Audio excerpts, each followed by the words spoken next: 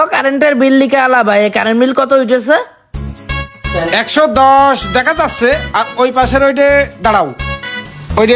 দাঁড়াও দেখতেছি 110, আর ওই পাশের ওইটা 0। কত ইউনিট উঠেছে তালি? 120। 120? ও কারেন্ট আলা ভাই।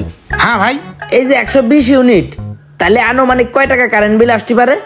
মানে কি জন্য শুনতেছি ভাই, গরিব মানুষ তো, দেখা গেল বিল দিয়ে গেলেন কিন্তু টাকা নেই। একটু আগের থেকে গুছাই রাখার একটা বিষয় আছে আর কি। 700, আর ওই মিনিমাম চার্জ হচ্ছে 50 টাকা। মিনিমাম চার্জ কি?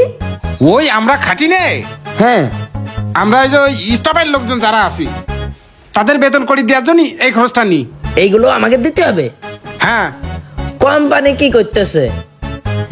তাহলে কাজ করেন, আপনাদের বউ বাচ্চা যারা ভাত চাল বাজার সদাই কিনতে যে টাকা লাগে ওই বিলও আমাদের কাছ থেকে নেন, আরো 30 টাকা লেখেন। আহা, তা হয় না। কেন? তাহলে তো আমার চাকরি থাকবে না। ও মানে চোরলেও ইমানদার আছেন, এটাই বুঝাচ্ছেন? হ্যাঁ হ্যাঁ। আচ্ছা এবার ওই আর কত হইলো? 720 টাকা। আর এই মিনিমাম চার্জ কত? 50 টাকা। আর মিটার ভাড়া আছে 60 টাকা।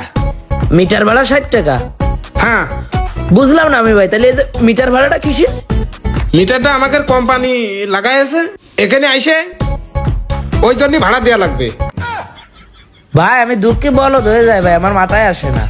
আপনাদের কোম্পানির মিটার আপনারা আমাদের ঘরে লাগাই থুয়ে গেছেন, তাহলে ভাড়া আপনারা নেবেন না আমরা নেব? ভাড়া তো উল্টো আমাকে দিয়ে যাবেন আপনি এই মিটার বাবদ, নাকি? ব্যাপারটা তাই হবে না? আহা, এটা উপরতে হয়ে আসতেছে। কি হয়ে আসতেছে? এইভাবে বয়ে যাচ্ছে। কি বয়ে যাচ্ছে? বুঝুন, আপনি আমার বুঝুন। আহা, অশিক্ষিত লোকে তো বুঝন যায় না। ভাই কে অশিক্ষিত? তুমি। আমি অশিক্ষিত? আমি কিরকম করে অশিক্ষিত হই? সর্বপ্রথম 2010 সালে জেএসসি পরীক্ষা দিয়েছে কারা? আমরা। সকালে একখান পরীক্ষা দিছি, বিকেল একখান পরীক্ষা দিছি, এত পরিমাণে পরীক্ষা দিছি, তারপরও আমি অশিক্ষিত। দুটো পরীক্ষা একদিনই দিয়ে আছে। ইয়েস, দুটো পরীক্ষা একদিনে দিছি। আর এখনকার পোলাপান কয়টা পরীক্ষা দেয়? একটা পরীক্ষা একদিনে দিতে যায়, একটাই যায়। আমরা দুটো পরীক্ষা একদিনে দিয়ে পাশ করেছি, তাও চাকরি হয়নি। ওই সময়কার জেএসসি পরীক্ষা দিয়ে পাশ করা এখনকার বিসিএস পরীক্ষা দেওয়ার সমান। আর আপনি কোন আমি অশিক্ষিত? এখন কোন মিটার ভাড়া কি করে হইলো? মিটার তো আমাদের ঘরে থাকে, আমরাই তো ভাড়া নেব।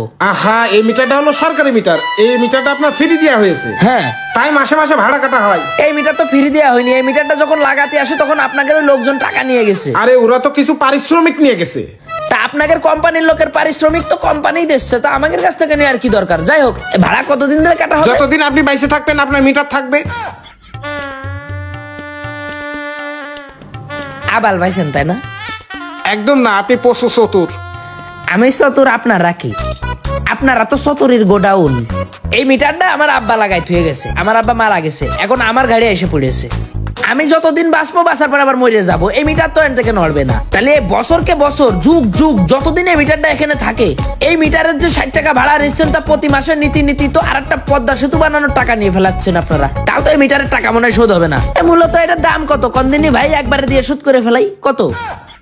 শোনেন, আমি আপনার কথা জবাব দিতে পারছি না, আপনি বেশি বোঝেন। আপনি অফিসে যে কথা বলেন। ও বেশি বুঝি? অফিসে যে কথা বলতে হবে?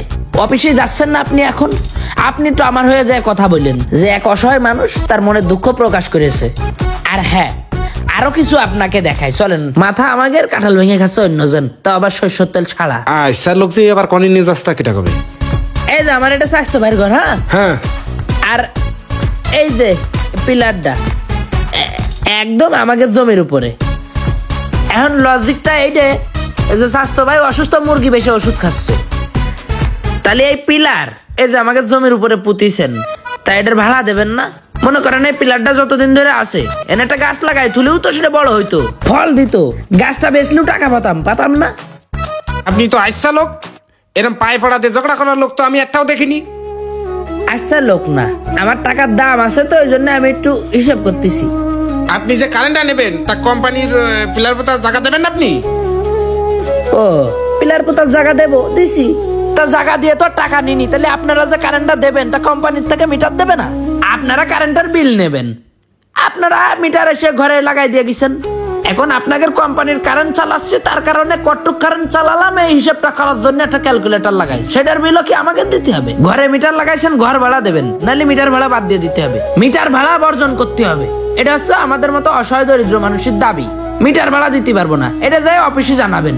আপনার সমস্যা, আপনি যে কথা বলেন আর কারোর তো সমস্যা আছে না রে ভাই। আর কারো সমস্যা হলেও কি করতে পারবে নাকি? ওই আমার তো 50 টাকারও দাম আছে, এই জন্য আমার বাইর দেশে। ওই আপনি যাবেন, যাই আপনি কথা বলে আসবেন। কে আমি কথা বলতে যাবো কেন?